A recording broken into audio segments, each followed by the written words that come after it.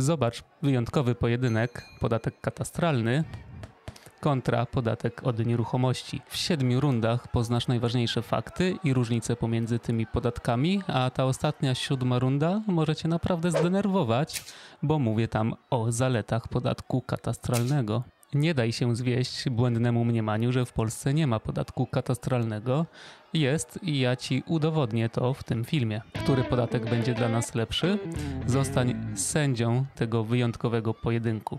Zapraszam na 6 rund o podatkach. Jeszcze się nie znamy? Ja nazywam się Darek i na tym kanale dzielę się wiedzą o nieruchomościach. Ten kanał nie jest tylko dla inwestorów, dlatego rozważ jego subskrypcję, jeżeli chcesz znać się na nieruchomościach. Runda 1. Co to jest? Podatek od nieruchomości to podatek lokalny, który jest płacony od samego faktu posiadania nieruchomości. Podatek katastralny z kolei to także podatek lokalny, ale on już jest płacony od wartości nieruchomości. Runda 2. Co podlega opodatkowaniu? W przypadku tego pierwszego podatku, no to są oczywiście grunty i nieruchomości. A co w przypadku podatku katastralnego?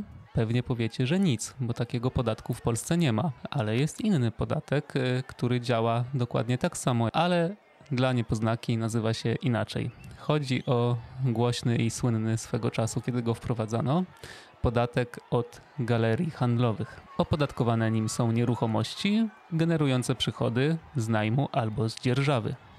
Runda 3. Podstawa opodatkowania, czyli na chłopski rozum, jak i od czego liczy się ten podatek.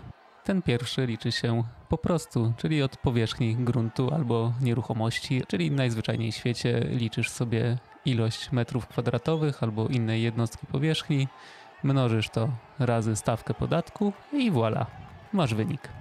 Co jest opodatkowane w przypadku tego naszego polskiego pseudokatastru?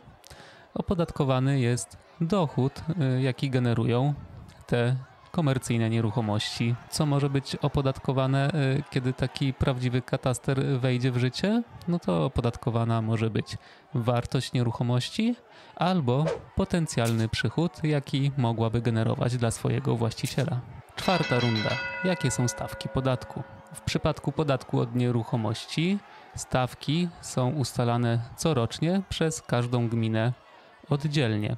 Minister finansów tylko raz do roku ustala maksymalne stawki, ale gminy nie mają obowiązku i nie zawsze to robią, nie podnoszą tych swoich podatków. W momencie nagrywania filmu maksymalna stawka podatku od mieszkania to 85 groszy za metr kwadratowy.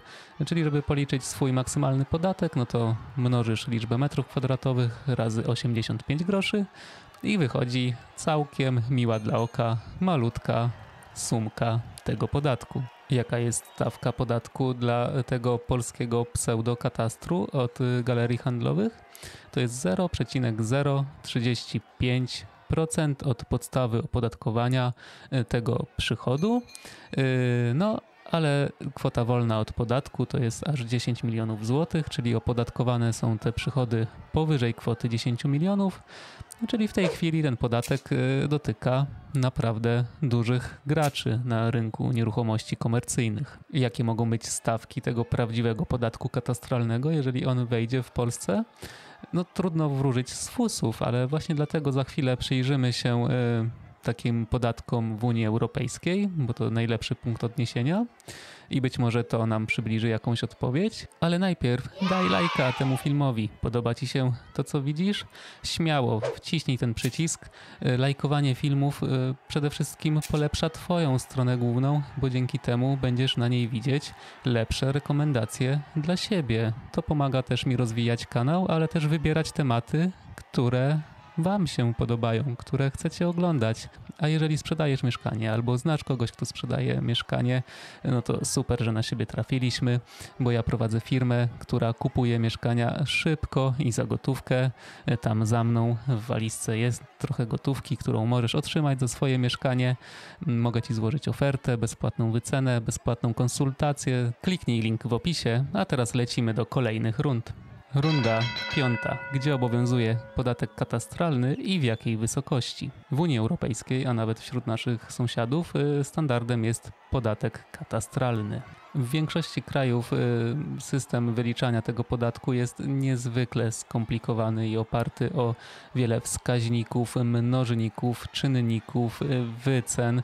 Podatek jest progresywny, jest wiele kategorii zarówno nieruchomości, jak i gmin, jak i ludzi czy instytucji, które są opodatkowane w inny sposób. Maksymalnie uproszczając na potrzeby filmu, w komentarzach znajdzie się więcej informacji, ale w filmie tutaj powiem tylko tyle, że u naszych sąsiadów, Niemców, taka średnia, przeciętna wartość tego podatku wynosi aż 2% od wartości mieszkania. Na drugim biegunie, pod względem prostoty całego systemu, ale też obciążeń podatkowych, znajduje się Irlandia, gdzie dla nieruchomości poniżej 500 000 euro ten podatek wynosi 0,18%, natomiast cały ten system nie jest aż tak kosmicznie skomplikowany jak w Niemczech. Tam po prostu wartość nieruchomości deklaruje się samodzielnie. To niezwykle upraszcza całą sprawę, ale też z drugiej strony grożą kary za sprzedaż mieszkania znacząco powyżej tej zadeklarowanej samodzielnie wartości. Runda 6. Co jest potrzebne do zbierania podatku?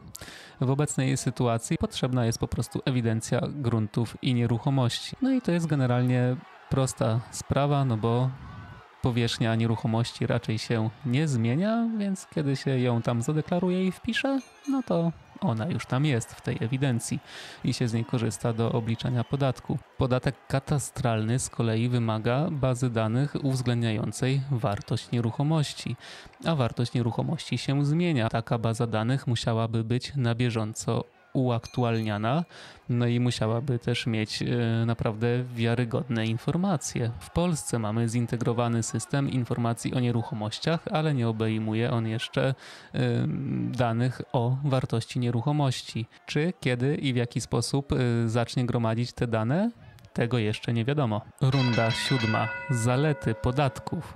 Wiem, że tutaj wbijam kij w mrowisko, ale naprawdę trzeba o tym porozmawiać. Najpierw lajcikowo. Zaleta podatku od nieruchomości tego obecnego, no to, że jest tak malutki, taniutki. Wiadomo, każdy lubi płacić niskie podatki. Ale czy podatek katastralny ma zalety?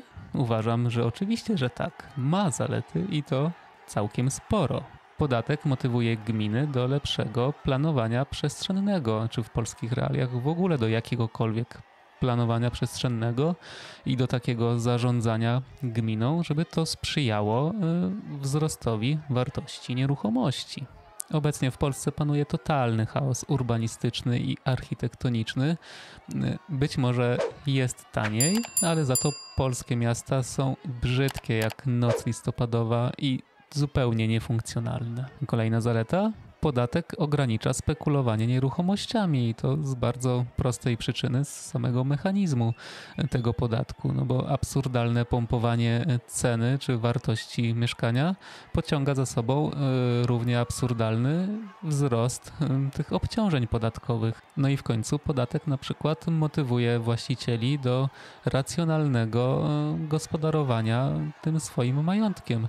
Pusta działka w centrum miasta z podatkiem, zapomnijcie o tym. Na tej działce po prostu musi coś powstać, coś, co na ten podatek będzie w stanie zarobić.